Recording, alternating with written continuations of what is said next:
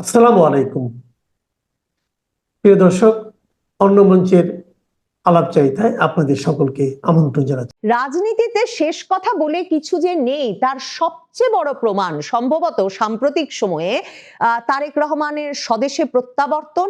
শুধু তাই নয়, তারেক রহমানের স্বদেশে প্রত্যাবর্তনের পরে সারা বাংলাদেশে এমন সম্বর্ধনা পাওয়া, ভারত থেকে এমন স্বীকৃতি, এমন সম্বর্ধনা পাওয়া, আর বেগম খালেদা জিয়ার মৃত্যুতে রাষ্ট্রীয় শোক আর লক্ষ লক্ষ লোকের সমাবেশ। মানে কখন যে রাজনীতিতে কে অপরাধীর ভূমিকায় থাকেন আর কে বিচারকের ভূমিকায় থাকেন সেটা বলা মুশকিল। কি শর্ত মেনে নিয়ে তারেক রহমান দেশে ফিরতে পেরেছেন সে প্রসঙ্গে সবচেয়ে বেশি যেই বিষয়টি আলোচিত হয়ে এসেছে সেটি হচ্ছে যে বাংলাদেশে একটা অন্তর্ভুক্তিমূলক রাজনীতির সুযোগ আবারও সৃষ্টি করার একটা শর্ত মেনে তিনি দেশে এসেছেন। তার উপরে বিশেষভাবে ভারতের তরফে এমন চাপ, এমন শর্ত দেওয়া ছিল যে তিনি অন্তর্ভুক্তিমূলক একটা নির্বাচনের চেষ্টা করবেন, মানে ফেব্রুয়ারির নির্বাচনটাকেও অন্তর্ভুক্তিমূলক করবার চেষ্টা করবেন। সেটা যদি সম্ভব না হয় তাহলে তিনি ফেব্রুয়ারির নির্বাচনের পর দায়িত্ব গ্রহণ করবার পরপরই আওয়ামী লীগের রাজনীতিকে বাংলাদেশে আবারও মানে বৈধ রাজনীতিতে পরিণত করতে যথাযথ ব্যবস্থা নেবেন, মানে আওয়ামী লীগের রাজনৈতিক কর্মকাণ্ডের উপর থেকে নিষেধাজ্ঞা তুলে নেবেন। এই শর্তেই তারেক রহমান দেশে ফিরতে পেরেছেন। তারপর 25 তারিখ দেশে ফিরে তারেক রহমান যে বক্তৃতা দিয়ে আসলে জনমনে একটা ব্যাপক আলোড়ন সৃষ্টি করেছেন, যেই বক্তৃতায় তিনি ঐক্যবদ্ধ দেশের কথা বলেছেন। তিনি বলেছেন বাংলাদেশের হিন্দু, মুসলমান, বৌদ্ধ, খ্রিস্টান, পাহাড় সমতলের সকল মানুষকে ঐক্যবদ্ধভাবে দেশ গঠনে কাজে লাগতে হবে। যেখানে তিনি বলেছেন যে একটা নিরাপদ বাংলাদেশ তৈরি করাই তাঁর মূল লক্ষ্য, যেখানে তিনি বলেছেন আমরা শান্তি চাই, শান্তি চাই, শান্তি চাই। সেসব বাক্য শুনে আরো বেশি করে একদল মানুষের মধ্যে এই বিশ্বাস ভীষণভাবে দানা বেঁধে উঠেছিল যে তারেক রহমান আসলে কোনো প্রতিশোধমূলক রাজনীতি করতে চান না। তিনি রাজনীতিকে প্রতিহিংসা এবং প্রতিশোধের ঊর্ধ্বে নিয়ে গিয়ে একটা অন্তর্ভুক্তিমূলক পরিবেশ তৈরি করবেন, যাতে বাংলাদেশে আবারও আওয়ামী লীগ এবং বিএনপির যে দ্বিদলীয় মানে রাজনৈতিক ব্যবস্থা চলছিল সেটা আবার ফেরত আসে, যার ফলে চরমপন্থী রাজনীতি উস্কে দিচ্ছে যারা দেশে, সেই পক্ষটি একরকম পিছিয়ে পড়তে বাধ্য হয়। এমন নানা রকম তত্ত্ব তারেক রহমানের আশা ঘিরে কিন্তু চলছিল। এমনকি তারেক রহমান খ্রিস্টীয় নববর্ষের যে শুভেচ্ছা দিয়েছেন সেখানেও তিনি বলেছেন যে ধ্বংস নয়, প্রতিশোধ নয়, ঐক্যবদ্ধ বাংলাদেশ গড়তে হবে, কারণ ঐক্যবদ্ধ বাংলাদেশই সবচেয়ে শক্তিশালী বাংলাদেশ। কিন্তু যারা বাংলাদেশের রাজনীতিটা মানে মানে খুব নিবিড়ভাবে পর্যবেক্ষণ করেন এবং যুক্তি দিয়ে বিশ্লেষণের চেষ্টা করছিলেন, তাদের পক্ষে বোঝা খুব মুশকিল হচ্ছিল যে ঠিক কি প্রক্রিয়ায় আওয়ামী লীগকে এমন বিপদে উদ্ধারে বিএনপির পক্ষে এগিয়ে আসা সম্ভব, কিংবা তার মানে আওয়ামী লীগ বিএনপির একটা রাজনৈতিক মৈত্রী হবার মানে পরিস্থিতি কিভাবে সম্ভব। কারণ তারেক রহমান আসার পরপরও কিন্তু আওয়ামী লীগ সভানেত্রী শেখ হাসিনা আওয়ামী লীগ নেতৃবৃন্দ, নেতাকর্মী, সমর্থকদের উদ্দেশ্যে সামাজিক যোগাযোগ মাধ্যমে ভাষণ দিয়ে বলেছেন 17 বছর পর প্রেসিডেন্ট জিয়ার ছেলে ফিরেছেন বটে, কিন্তু যুব দলের এক নেতাই প্রথম 32 নম্বরে আগুন দিয়েছিল 32 নম্বর ভাঙার সময়। এবং তারেক রহমান প্রসঙ্গে মানে আওয়ামী লীগের যেসব অভিযোগ, তার মধ্যে একটা শীর্ষ অভিযোগ হচ্ছে এই যে 21শে আগস্ট যে গ্রেনেড হামলায় আওয়ামী লীগ তার নেতাকর্মীদের হারিয়েছে, যেই 21শে আগস্ট গ্রেনেড হামলা আওয়ামী লীগ মনে করে তার সভানেত্রীকে উদ্দেশ্য করে চালানো হয়েছিল, সেই গ্রেনেড হামলার পেছনে প্রধানতম ভূমিকা পালন করেছেন এই তারেক রহমান। কাজে এবং তারেক রহমান যে দেশে ফিরেছেন যে সব মামলা থেকে খালাস পেয়ে, তার মধ্যে একটা হচ্ছে এই 21শে আগস্ট গ্রেনেড হামলা। তারেক রহমান প্রসঙ্গে গত কমাসে মানে বিএনপি সঙ্গে আওয়ামী লীগের কোনো রাজনৈতিক মৈত্রী হতে পারে কিনা, মানে বিএনপি যখন গত 15 মাস কোণঠাসা অবস্থায় ছিল তখন প্রায়শই যখন বিশ্লেষকরা এই আলোচনা তুলতেন তখন বারবার আলাপ হতো যে সারা বাংলাদেশে আসলে আওয়ামী লীগ নেতা কর্মী সমর্থকদের উপর যত মামলা দেওয়া হচ্ছে তার সিংহভাগ লাগিয়ে দিচ্ছেন বিএনপির নেতাকর্মী সমর্থকেরা। এবং এই যে বাংলাদেশের বিভিন্ন জায়গায় আওয়ামী লীগের নেতাকর্মীদের ওপর এবং অঙ্গ সংগঠনের নেতাকর্মীদের ওপর যেসব মব হামলার ঘটনা ঘটছে, বাড়িঘরে ভাঙচুরের ঘটনা ঘটছে, সেসবও দেখা যাচ্ছে শেষ পর্যন্ত স্থানীয় প্রভাবশালী বিএনপি নেতৃবৃন্দই জড়িত থাকছেন। কাজে এই অবস্থায় একটা মৈত্রী বা রাজনৈতিক কৌশল হিসেবেও এই দুই দলের কাছাকাছি আসা সম্ভব, সেটা বিশ্বাস করতে আবার আরেক দলের খুব কষ্ট হচ্ছিল। কিন্তু অনেকেই বলছিলেন রাজনৈতিক কৌশলে রাজনীতির পালাবদলে কি না ঘটতে পারে। আর বিশেষ করে তারেক রহমান আসার পরে ভারতকে একটা ফ্যাক্টর ধরে অনেকেই বলছিলেন ভারত শুধুমাত্র এই শর্তেই যে তারেক রহমানের বিএনপিকে আওয়ামী লীগের রাজনীতি করার সুযোগ করে দিতে হবে, শুধুমাত্র এই শর্তেই তারেক রহমানের ফেরার বিষয়ে এবং তারেক রহমানের পরবর্তী প্রধানমন্ত্রী হওয়ার বিষয়ে ভারত এমন সমর্থন দিচ্ছে। ভারত তারেক রহমানকে যে ভীষণভাবেই সমর্থন করছে, সেটা খালেদা জিয়ার মৃত্যুর পর ভারতের প্রতিক্রিয়া স্পষ্ট। ভারত তার পররাষ্ট্রমন্ত্রী এস জয়শঙ্করকে প্রধানমন্ত্রী মোদীর বার্তা ব্যক্তিগতভাবে তারেক রহমানের হাতে তুলে দিতে ঢাকা পাঠিয়েছিল। ভারতের প্রতিরক্ষা মন্ত্রী রাজনাথ সিং বাংলাদেশের হাই কমিশনে গিয়ে দিল্লিতে শোক বইয়ে লিখে এসেছেন যে খালেদা জিয়াকে ভারত বাংলাদেশ সম্পর্ক উন্নয়নে তার ভূমিকার জন্য ভারত চিরকাল কৃতজ্ঞতার সঙ্গে স্মরণ করবে। কাজেই ভারত যে বিএনপিকে পছন্দ করে ফেলেছে, তারেক রহমানের বিএনপিকে পছন্দ করে ফেলেছে, তারেক রহমানকে নেতা হিসেবে মেনে নিয়েছে এবং বাংলাদেশের ভবিষ্যৎ প্রধানমন্ত্রী হিসেবে দেখতে চায়, ভারত সম্ভবত ব্যাপারটাতে রাগঢাক করছে না। কিন্তু এই বিএনপি কি আওয়ামী লীগকে কোনো ছাড় দেবে? আওয়ামী লীগকে রাজনীতিতে ফেরাবে? বিএনপির সম্ভবত সেটা পরিষ্কার করা জরুরি ছিল।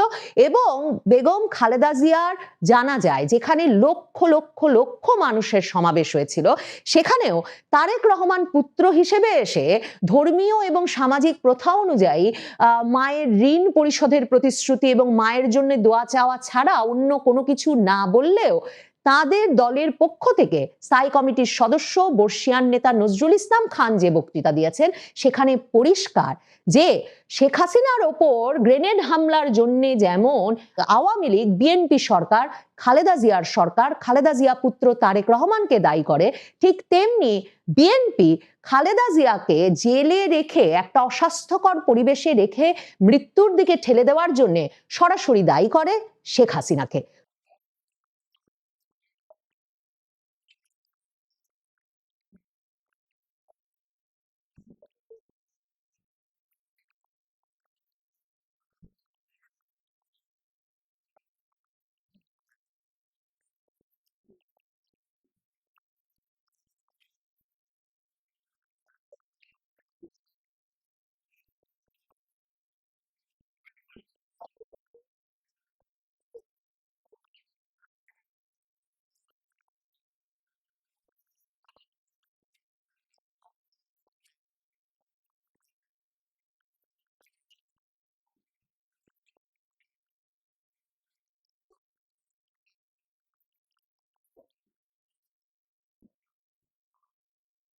শুধু কি খালেদা জিয়ার শারীরিক অসুস্থতার জন্যই বিএনপি, নজরুল ইসলাম খান আওয়ামী লীগকে দায়ী করলেন, শেখ হাসিনাকে দায়ী করলেন?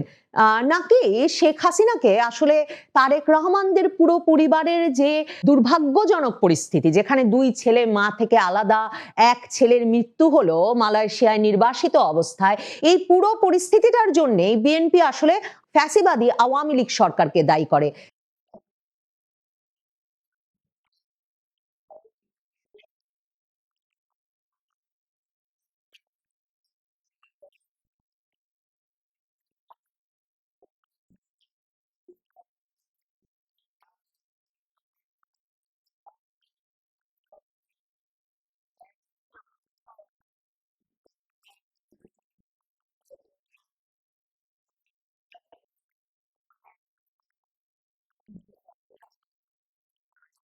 নজরুল ইসলাম খানের এই বক্তৃতাটা এই যে বিএনপির এক রকমের আনুষ্ঠানিক অবস্থান আওয়ামী লীগের রাজনীতি সম্পর্কে, আওয়ামী লীগের রাজনীতির ভবিষ্যৎ সম্পর্কে, সেটা বুঝতে অসুবিধা হয় না। এবং সে কারণেই তারা এই দিনটিকে বেছে নিয়েছিলেন। কারণ তারেক রহমান আসার পর থেকে যেটা বলছিলাম, ভীষণভাবে এই প্রচারণা চলছিল যে তিনি আওয়ামী লীগকে ফিরিয়ে আনার শর্তে দেশে আসার সুযোগ পেয়েছেন। তরুণ নেতারা জাতীয় নাগরিক পার্টির তারা জামায়াতে ইসলামীতে গিয়ে যোগ দিল এবং বলতে থাকলো যে একমাত্র জামায়াতে ইসলামী ছাড়া আর কোনো দলকে তাদের কাছে বিচার সংস্কার মানে জুলাই আন্দোলনের প্রতি প্রতিশ্রুতিবদ্ধ বলে মনে হচ্ছে না। নজরুল ইসলাম খান বলছেন যে খালেদা জিয়াই ছিলেন ফ্যাসিবাদ বিরোধী আন্দোলনের প্রধান মুখ, প্রধান অনুপ্রেরণা। আর ভারতের পররাষ্ট্রমন্ত্রী এস জয়শঙ্কর যখন ভারত বাংলাদেশ সম্পর্ক উন্নয়নে খালেদা জিয়ার অসামান্য অবদানের কথা প্রধানমন্ত্রী মোদীর পক্ষ থেকে স্মরণ করতে ঢাকায় উপস্থিত, তখন নজরুল ইসলাম খান তার বক্তব্যে বিএনপির তরফে এটাও মনে করান যে খালেদা জিয়া যেমন 15 বছরের ফ্যাসিবাদ বিরোধী আন্দোলনের প্রধান মুখ ছিলেন, ঠিক তেমনি তিনিই ছিলেন বাংলাদেশের আধিপত্যবাদ বিরোধী রাজনীতির সবচেয়ে শক্তিশালী অনুপ্রেরণা। নজরুল ইসলাম খান বললেন,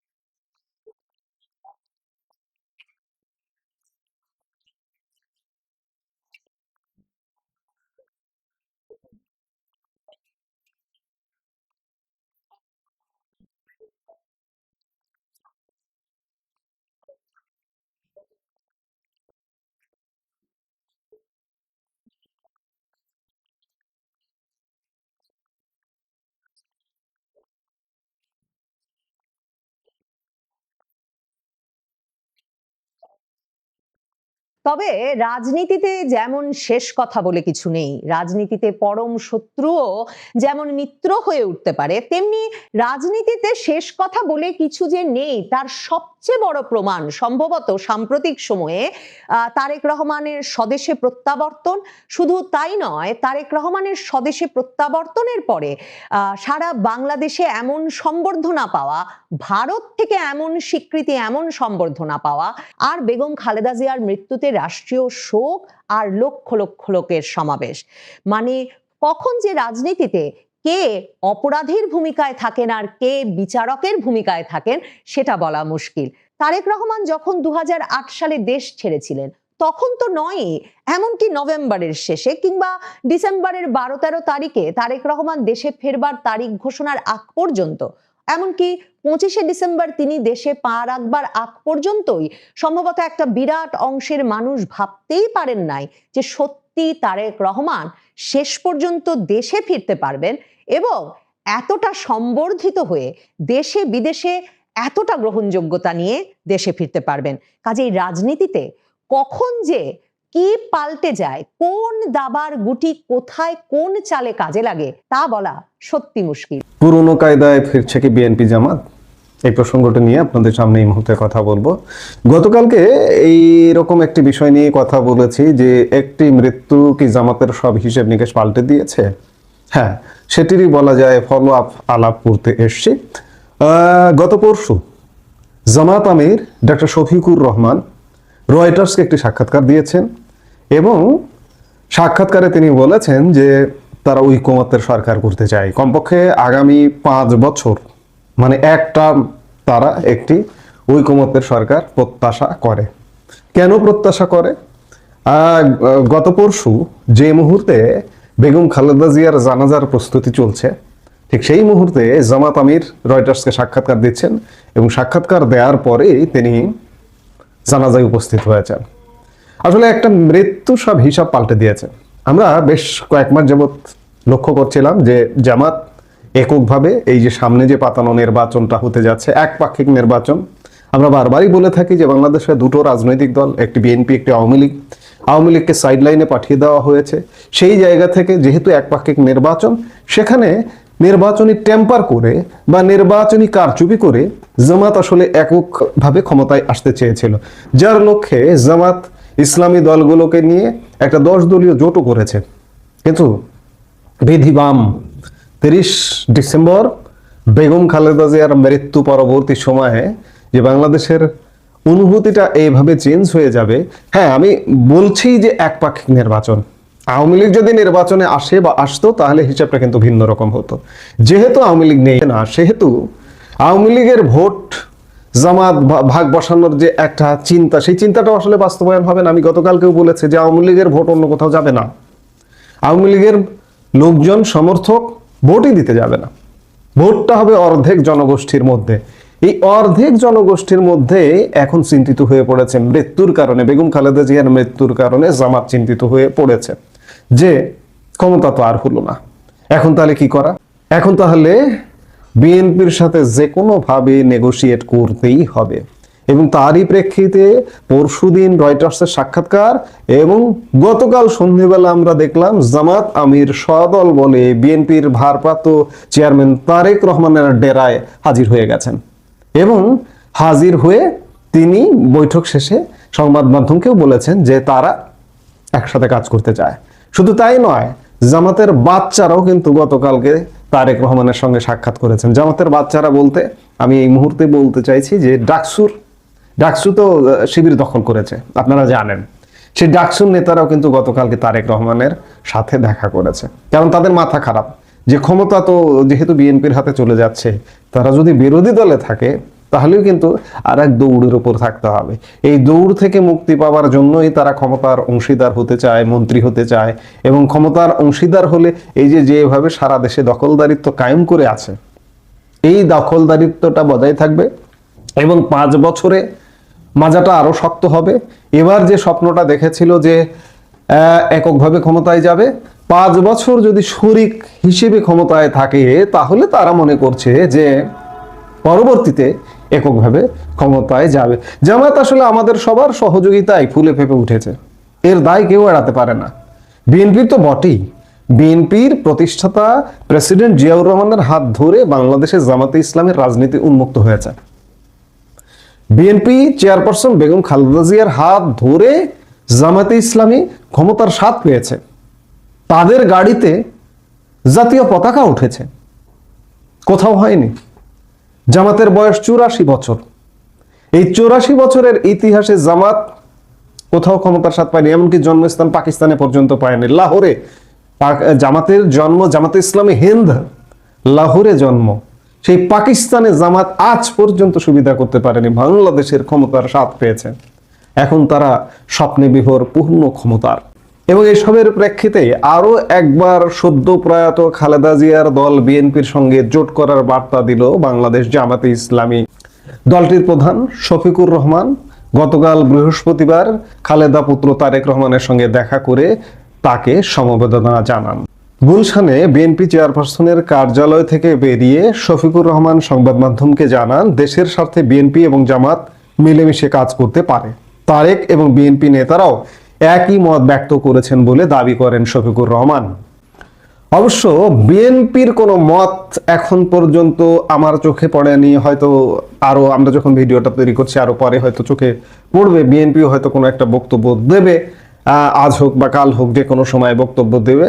মুক্তিযুদ্ধ বিরোধী কট্টরপন্থী রাজনৈতিক শক্তি হিসেবে পরিচিত জামাত একসময় বাংলাদেশে নিষিদ্ধ হয়েছিল সংগঠনটি। 2001 থেকে 2006 সাল পর্যন্ত খালেদা জিয়া প্রধানমন্ত্রী থাকাকালীন বিএনপির সহযোগী হিসেবে ক্ষমতায় ছিল জামাত। পরবর্তী সময়ে দু দলের গাঁটছাড়া ছিন্ন হয়। বৃহস্পতিবার তারেকের সঙ্গে সাক্ষাতের পর জামাতের প্রধান বলেন, অতীতে একসঙ্গে কাজ করেছি, ভবিষ্যতেও করব। একই সঙ্গে তার সংযোজন 5টা বছরের জন্য জাতির স্থিতিশীলতার স্বার্থে, একটা সুন্দর পরিবেশ ফিরিয়ে আনার স্বার্থে আমরা সবাই মিলেমিশে ভালো কোনো চিন্তা করতে পারি কিনা সেটাও আমাদের চিন্তা করা দরকার। আমরা এটাও বলেছি, নির্বাচনের পরপরই সরকার গঠনের আগেই আমরা বসবো, খোলা মনে কথা বলবো, জাতির জন্য আমরা চিন্তা করব, জাতির জন্য আমরা সিদ্ধান্ত নেব। ডক্টর শফিকের মন্তব্য থেকে স্পষ্ট যে ভোটের আগে জোট না হলেও নির্বাচনের পর বিএনপির সঙ্গে জোটে যেতে চান তারা। আমি আগেই বললাম যে দুদিন আগেই সংবাদ সংস্থা রয়টার্সকে দেওয়া সাক্ষাৎকারে জামাত প্রধান বলেছিলেন, আমরা ন্যূনতম 5 বছর একটি স্থিতিশীল জাতি দেখতে চাই। সেই লক্ষ্যে যদি রাজনৈতিক দলগুলি একত্রিত হয় তাহলে আমরা একসঙ্গে সরকার পরিচালনা করব। যাই হোক, বুঝতেই পারছি আমরা যে জামাতের অবস্থানটা এই মুহূর্তে কি। এখন আমি গতকালকের কন্টেন্টেও প্রশ্ন তুলেছিলাম যে বিএনপির এককভাবে ক্ষমতায় যাবার সুযোগ আছে সব পরিস্থিতি। গাছের ডালপালাও এখন বলছে, জোয়ারটা এমন উঠেছে যেহেতু আওয়ামী লীগ নেই, আওয়ামী লীগের অনুপস্থিতিতে, যে গাছের ডালপালা, চেয়ার টেবিল, পোকা মাকড় সবকিছু বলছে যে বিএনপি ক্ষমতায়। এখন বিএনপি ক্ষমতায়, বিএনপি জামাতের সাথে জোট করবে কেন? জোট তো করার প্রয়োজন নেই, কারণ বিএনপি 150-র বেশি আসন পাবে, 200 আসন পাবে, বা যেটি হোক, যত আসনে পাক, জোট করবে, হয়তো জোট করতেও পারে, আগের কায়দা ফিরতেও পারে। কারণ বিএনপি যদি এককভাবে ক্ষমতায় থেকে একক মন্ত্রিসভা গঠন করে, দেশ চালানো কঠিন হবে। আমি গতকালকেও বলেছি, আজকেও বলছি, জামাত তটস্থ করে মারবে। আবার বিএনপি যে আওয়ামী লীগকে ফেরাবে, এই আশাটা আসলে করা যায় না। কারণ আমরা প্রতিনিয়ত হিংসা দেখেছি, জানাজা অনুষ্ঠানে পর্যন্ত হিংসার বক্তব্য দিতে দেখেছি। আওয়ামী লীগকে আওয়ামী লীগের নিজের চিন্তাই করতে হবে। আর আওয়ামী লীগের চিন্তা কেন করবে না? আওয়ামী লীগ কেন চিন্তা করবে না? আওয়ামী লীগ কি এই যে 2006 সালে, আবার উদাহরণগুলো বারবার চলে আসে, এই যে জামাত বিএনপি একজোট ছিল, একজোট থেকে একটা পাতানো নির্বাচন করতে চেয়েছিল 2006 সালেও, নিজেদের পাতানো তত্ত্বাবধায়ক সরকার দিয়ে। এই আওয়ামী লীগে কিন্তু সেই সময় লগি বৈঠার আন্দোলন করে এদেরকে পতন ঘটিয়ে 1/11-এর একটা সরকার গঠিত হয়েছিল। আজকে বাংলাদেশের অবস্থা কিন্তু সেদিকেই, আবার একটা একপাক্ষিক নির্বাচনের দিকে যাচ্ছে। এই মুহূর্তে আওয়ামী লীগের শক্তি সামর্থ্য আমরা দেশবাসী আসলে দেখতে পাচ্ছি না, কিন্তু আজকে শক্তি নাই। 2 মাস পরে যে শক্তি সামর্থ্য নিয়ে আওয়ামী লীগ হাজির হবে না, এটিও কিন্তু বলা যায় না। এটি স্পষ্ট যে সার্বিক বিচার বিশ্লেষণে জামাতের যে ভাষা, জামাতের যে কথা, তাতে মনে হচ্ছে যে বিএনপি জামাত আবার আগের কায়দায় ফিরতে চাইছে, 2001-06-এর কায়দায় ফিরতে চাইছে। 2001-06-এর কায়দায় যদি ফেরে, আওয়ামী লীগের জন্য কঠিন হবে, কিন্তু পরিস্থিতি যত কঠিন তত ফেরাটা আওয়ামী লীগের জন্য যদি কঠিন না হয়, আওয়ামী লীগ মনে করবে আমাকে কেউ ফিরিয়ে দেবে, বিএনপি ফিরিয়ে দেবে, ভারত ফিরিয়ে দেবে, সেনাবাহিনী ফিরিয়ে দেবে, অমুক ফিরিয়ে দেবে, তমুক ফিরিয়ে দেবে, না। আওয়ামী লীগের জন্য যত কঠিন হবে পরিস্থিতি, তত আওয়ামী লীগের জন্য ফেরা ত্বরান্বিত হবে। দেয়ালে পিঠ থেকে গেলে মরণ কামড় দিতে চাইবে আওয়ামী লীগ, আওয়ামী লীগ ফিরতে চাইবে খুব স্বাভাবিকভাবে। আর 2001-06 আমলটার কথা যদি বাংলাদেশের মানুষ, আজকের প্রজন্মের এটা জানার কথা না, 2001-06 আমল যারা দেখেছে, বাংলাদেশের মানুষ অন্ততপক্ষে সেই পরিস্থিতি চাইবে না। গত 1.5 বছর ইউনূসের শাসন দেখছে, অতিষ্ঠ হয়ে গেছে। বিএনপি জামাতের যদি আবার একটা জোট সরকার হয়, সেই সময়টাও 1.5 বছর যাবে না, কয়েক মাসেই মানুষ অতিষ্ঠ হয়ে যাবে, আওয়ামী লীগ ফিরবে। এখন দেখার বিষয় যে শেষ পর্যন্ত আর মাত্র খুব বেশি দিন তো নেই, মাত্র 6 সপ্তাহ। এই 6 সপ্তাহ পর কি হয়? কারণ 6 সপ্তাহ পরের ক্ষমতার ভাগ বাটোয়ারা নিয়ে ইতিমধ্যে জামাত কিন্তু ঘুরে বেড়াচ্ছে। বিএনপি যদি জামাতের এই ফাঁদে আবার পা দেয়, গত 1.5 বছর জামাতের বিভিন্ন ফাঁদে পা দিয়ে বিএনপির অনেক ক্ষতি হয়েছে। বিএনপি কদিন আগে অজনপ্রিয় ছিল, প্রচন্ড অজনপ্রিয়, যার বহিঃপ্রকাশ ছাত্র সংসদ নির্বাচনগুলো, এবং নানাভাবে অজনপ্রিয় ছিল। সাময়িক সিম্প্যাথি আছে, এটা কয়দিন থাকবে? 7 দিন, 15 দিন, 1 মাস। আবারও যদি সেই তাণ্ডবের সময় বাংলাদেশ ফিরে আসে, জনপ্রিয়তা হারিয়ে যেতে সময় লাগবে না। জনপ্রিয়তা স্রোতের মতো, নদীর স্রোতের মতো এক জায়গায় স্থির থাকে না, এটা শুধু ভেসে যায়। কাজেই আজকের যে বিএনপির জনপ্রিয়তা, এই জনপ্রিয়তাকে কাজে না লাগিয়ে যদি জামাতের ফাঁদে বিএনপি পা দেয়, বিএনপির জন্য মহা বিপদ আছে। তারেক রহমান দীর্ঘদিন বিদেশে প্রবাস জীবন কাটিয়েছেন, তিনি দেশে এসেছেন। 7 সালে তিনি বিদেশে যেতে পেরেছিলেন। আমি ধারণা করি এবারও তিনি বিদেশে যেতে পারবেন না। তার একটা ভুলের খেসারত দিতে হবে, এবং এই মাটিতেই তার খেসারত দিতে হবে। কাজে আমরা আশা করি যে তারেক রহমান আবার কোনো ভুলের পুনরাবৃত্তি করবেন না। আশা করতেই পারি, কিন্তু আশা কতটা পূরণ হবে, অতীতেও অনেক আশা পূরণ হয়নি। আমরা কর্মে বিশ্বাসী, কাজ না দেখলে আসলে বিশ্বাস করতে পারি না। তারেক রহমান হয়তো ভুল করবেন এবং বাংলাদেশে ফেঁসে যাবেন। তিনি কিভাবে ফেঁসে যাবেন, সময় সেগুলো বলবে। বেগম জিয়ার নামাজে জানাজাকে কেন্দ্র করে রাজনীতিটি বেশ ভালোভাবেই করে নিয়েছে বিএনপি। শুধু দেশের ভেতরে নয়, আন্তর্জাতিক পরিমণ্ডলেও বিএনপি সফলতার সঙ্গে এই জানাজা অনুষ্ঠানকে কাজে লাগিয়ে বেশ একটা সফল রাজনীতি শেষ করেছে। তারেক রহমান এবার একটি সাজানো নির্বাচন অনুষ্ঠানের মধ্য দিয়ে 220টি আসন নিয়ে ক্ষমতায় বসবেন, এটা একেবারেই পাকাপাকি হয়ে গেছে বলা যায় বেগম খালেদা জিয়ার জানাজার পর থেকে।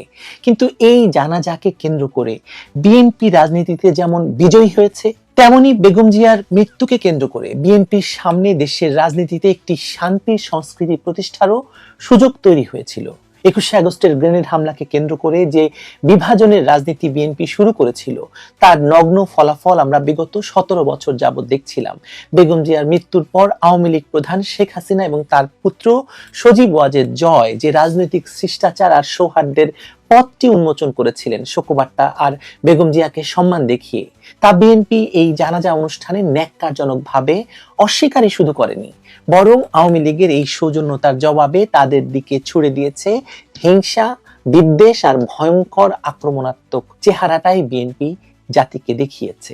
বিএনপি রাজনৈতিকভাবে জিতেছে, কিন্তু জেতার চেয়েও হেরেছে বেশি। আসুন আরো বিস্তারিত জানা যাক এই জানাজা রাজনীতিকে কেন্দ্র করে কি কি ঘটেছে তা নিয়ে।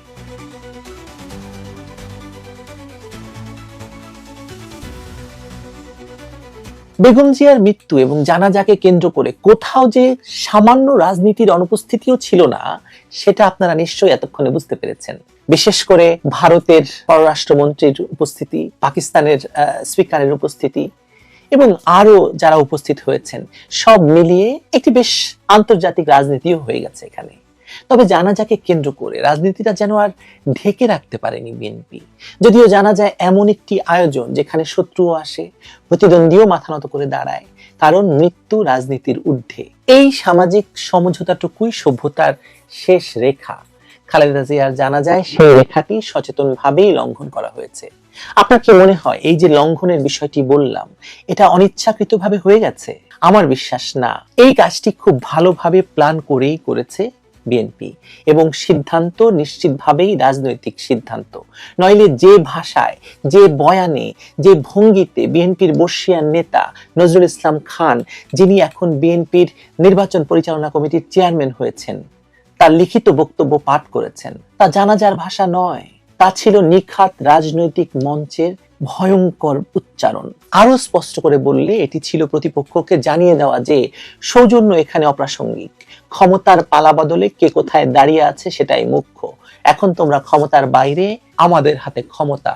এই পুরো বক্তব্যটা যদি আপনি বিশ্লেষণ করেন, আপনার এটাই মনে হবে তারেক রহমান তার মায়ের ঋণ পরিশোধের আর মায়ের করা অন্যায়ের জন্য ক্ষমা চেয়ে বক্তব্য শেষ করলেও দল হিসাবে বিএনপির পক্ষ থেকে নজরুল ইসলাম খানের বক্তব্যটিকে কোনোভাবেই আপনি রাজনীতির বাইরে রাখতে পারবেন না, চাইলেও পারবেন না। নজরুল ইসলাম খান যেভাবে খালেদা জিয়ার মৃত্যুকে হত্যা আখ্যা দিয়ে তার দায় সরাসরি শেখ হাসিনার ঘাড়ে চাপালেন, তার রাজনৈতিক বক্তব্য হিসেবেও চরম। সার্বজনীন শোকের মুহূর্তে এমন অভিযোগ কেবল শিষ্টাচার বহির্ভূত নয়, এটি একটি গভীর রাজনৈতিক মানসিকতার প্রকাশ। বিএনপি এখানে দেখিয়েছে তারা মনে করে প্রতিপক্ষ এখন এতটাই দুর্বল যে তাকে আঘাত করতে আর সামাজিক বা রাজনৈতিক সীমার প্রয়োজন নেই, সৌজন্য বোধ দেখানোর প্রয়োজন নেই। আওয়ামী লীগ নিষিদ্ধ, নিবন্ধনহীন, নিগৃহীত, এই বাস্তবতাকে ধরে নিয়ে বিএনপি ভাবছে সৌজন্যের জবাব দেওয়ার দায় তাদের নেই। এই জায়গাটা সবচেয়ে বিপজ্জনক, কারণ সৌজন্যকে দুর্বলতা হিসেবে দেখা মানে রাজনীতিকে শূন্য সম খেলায় নামিয়ে আনা, যেখানে প্রতিপক্ষকে সম্পূর্ণ নিশ্চিহ্ন করা একমাত্র লক্ষ্য। 21শে আগস্টের ব্যাপার একই জিনিস। বাংলাদেশের ইতিহাস বলে এই মানসিকতা থেকে সবচেয়ে ভয়াবহ অধ্যায়গুলো জন্ম নিয়েছে। 1975 জন্ম নিয়েছে, 21শে আগস্ট তার নির্মম উদাহরণ। তখনও ক্ষমতায় ছিল বিএনপি জামায়াত জোট, তখন প্রতিপক্ষকে রাজনৈতিকভাবে নয় শারীরিকভাবে শেষ করে দেওয়ার চেষ্টা হয়েছিল। আজ জানাজার মঞ্চে দাঁড়িয়ে যে ভাষা ব্যবহার করা হলো, সেটি সেই অতীতের সঙ্গে অস্বস্তিকর মিল তৈরি করে। এখানে তারেক রহমানের অবস্থান আরো তাৎপর্যপূর্ণ হয়ে ওঠে। মায়ের জানাজায় তিনি যে বক্তব্য রেখেছেন, সেই বক্তব্য রাজনীতির ছায়া পড়েনি। তিনি নিজেকে উপস্থাপন করেছেন কেবল একজন সন্তান হিসেবে। বক্তব্য ছিল প্রচলিত, পরিচিত এবং পারিবারিক শোকের ভাষায় সীমাবদ্ধ। রাজনীতির কোনো আক্রমণ, কোনো অভিযোগ সেখানে ছিল না। অথচ একই দল, একই মঞ্চে নজরুল ইসলাম খানের কণ্ঠে আমরা শুনছি প্রতিহিংসার বয়ান। তারেক রহমান এটা জানতেন না? নিশ্চয়ই জানতেন। তার দলে পক্ষ থেকে কি বক্তব্য দেওয়া হচ্ছে তার মায়ের জানা যায়, সেটা তিনি জানতেন না? তার মানে তারও এটাতে অনুমোদন ছিল। এই যে বৈপরীত্য, এটা দেখাচ্ছে যে বিএনপির ভেতরে দ্বন্দ্ব নয়, বরং দলটি সিদ্ধান্তহীন। তারা সুশীল রাজনীতির বা সহনশীল রাজনীতির পথে হাঁটবে না, তারা পুরনো আক্রমণের পথেই ফিরেছে। আরো একটি প্রশ্ন অনিবার্যভাবে সামনে আসে। খালেদা জিয়ার জানা যায় রাষ্ট্রপতিকে দেখিনি আমরা, তিনি আসতে চাননি নাকি তাকে আসতে দেওয়া হয়নি? এই প্রশ্নের উত্তর না থাকলেও প্রশ্নটির অস্তিত্বই রাজনীতির সংকীর্ণতার ইঙ্গিত বহন করে। একজন মৃত রাজনীতিবিদ বেগম খালেদা জিয়া, তিনি সবকিছুর ঊর্ধ্বে চলে গেছেন। তার জানাজায় রাষ্ট্রপতি নিশ্চয়ই আসতে চেয়েছেন, কিন্তু তাকে আসতে দেওয়া হয়নি। জাতীয় নেতার জানাজা যেখানে সার্বজনীন হওয়ার কথা, সেখানে রাষ্ট্রের সর্বোচ্চ সাংবিধানিক পদে থাকা ব্যক্তির অনুপস্থিতি একটি খুবই অস্বস্তিকর, শুধু নয়, এটি ভয়ঙ্কর একটা বার্তা দিয়েছে। এটি বলে দিচ্ছে যে শোকের মুহূর্ত এমন নিয়ন্ত্রিত হিসেবেই পক্ষ বিপক্ষের ছকে বাঁধা ভয়ঙ্কর রাজনীতি। আবার মঞ্চের দৃশ্যপট দেখুন, তারেক রহমানের পাশে দলের মহাসচিব মির্জা ফখরুল ইসলাম আলমগীরের অবস্থান একটু অস্পষ্ট মনে হয়েছে, অথচ জঙ্গি নেতা নাহিদের জন্য দৃশ্যমান জায়গা নিশ্চিত করা হয়েছে। এটি কাকতালীয় বললে রাজনৈতিক বাস্তবতাকে আপনি অবজ্ঞা করবেন, বরং এটি বোঝাচ্ছে যে অন্তর্বর্তী সরকারের সঙ্গে বিএনপির সম্পর্ক কতটা জটিল এবং সেই জটিলতার মাসুল কাকে গুনতে হচ্ছে। এ মাসেই আমরা সংসদ ভবন প্রাঙ্গণে দুজন রাজনৈতিক ব্যক্তির শেষ বিদায় দেখলাম। তুলনা না করেও বলা যায়, খালেদা জিয়ার জানাজায় মানুষের উপস্থিতি ছিল অভূতপূর্ব। দলীয় সমর্থক ছাড়িয়ে সাধারণ মানুষের যে ঢল নেমেছিল তা বাংলাদেশের সাম্প্রতিক ইতিহাসে বিরল।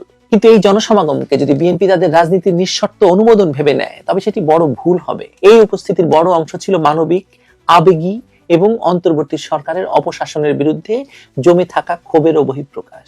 এখানেই আওয়ামী লীগের সৌজন্য আরো অর্থবহ হয়ে ওঠে। রাজনৈতিকভাবে কোণঠাসা অবস্থায় থেকেও তারা শোক প্রকাশ করেছে, প্রতিপক্ষ নেত্রীর অবদান স্বীকার করেছে। এটি নিছক কৌশলও হতে পারে, কিন্তু কৌশলের মধ্যেও একটি বার্তা আছে। রাজনীতি চলবে, কিন্তু মৃত্যুতে রাজনৈতিক প্রতিপক্ষ বা শত্রুতা স্থগিত থাকবে।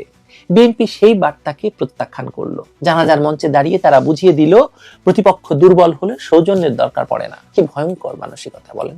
এই মানসিকতা নতুন নয়, বিএনপি আগেও এমন ভেবেছে। ক্ষমতায় গিয়ে তারা মনে করেছে প্রতিপক্ষ আর ঘুরে দাঁড়াতে পারবে না। 21শে আগস্ট সেই আত্মবিশ্বাসের চরম রূপ। ফলাফল কি হয়েছিল? ইতিহাস বলছে প্রতিহিংসা রাজনীতি শেষ পর্যন্ত নিজের দিকে ফিরে আসে। দেশে ফেরার পর তারেক রহমানের প্রথম বক্তব্যে একটি শব্দ ছিল নিরাপদ বাংলাদেশ। এই নিরাপত্তা কেবল আইন শৃঙ্খলার নয়, একটি রাজনৈতিক নিরাপত্তারও প্রশ্ন। জানাজার মঞ্চে যে ভাষা আমরা শুনেছি তা নিরাপত্তার প্রতিশ্রুতির সঙ্গে সাংঘর্ষিক, কারণ যেখানে শোকেও আক্রমণ থামে না, সেখানে ক্ষমতায় গেলে সহনশীলতা আসবে। এ বিশ্বাস মানুষ কেন করবে বলুন? খালেদা জিয়ার মৃত্যু এবং সেখানে মানুষের অভূতপূর্ব উপস্থিতি ইউনুসীয় মব রাজত্বের আয়ু কতটা কমাবে সেটি এখনো খোলা প্রশ্ন। ফেব্রুয়ারি পর্যন্ত সীমাবদ্ধ থাকবে নাকি নতুন কোনো জমাটবদ্ধ মবের যুগ শুরু হবে, এটা এখনই বলা যাচ্ছে না। কিন্তু একটি বিষয় পরিষ্কার, সৌজন্যকে দুর্বলতা ভাবার রাজনীতি যদি আবার প্রতিষ্ঠা পায়, তাহলে যে দলই ক্ষমতায় আসুক বাংলাদেশ নিরাপদ হবে না। আওয়ামী লীগ এই মুহূর্তে সৌজন্যের ভালো উদাহরণ রেখেছে। বিএনপি সেই সৌজন্য গ্রহণ করেনি, বরং প্রত্যাখ্যান করেছে। এই সিদ্ধান্ত তাৎক্ষণিকভাবে তাদের কাছে শক্তির প্রকাশ মনে হতে পারে, কিন্তু দীর্ঘমেয়াদে এটি আস্থাহীনতা তৈরি করবে। রাজনীতি কেবল জনসমাগম দিয়ে টেকে না, টেকে স্মৃতি, শিক্ষা আর সংযম দিয়ে। জানাজার মঞ্চে দাঁড়িয়ে বিএনপি যে শিক্ষা নিতে ব্যর্থ হয়েছে, ভবিষ্যতে তারই মাসুল দিতে হতে পারে বিএনপিকেও। এটা ইতিহাসের সবচেয়ে নির্মম শিক্ষা। ইতিহাসের সবচেয়ে বড় শিক্ষা হচ্ছে ইতিহাস থেকে কেউ শিক্ষা নেয় না।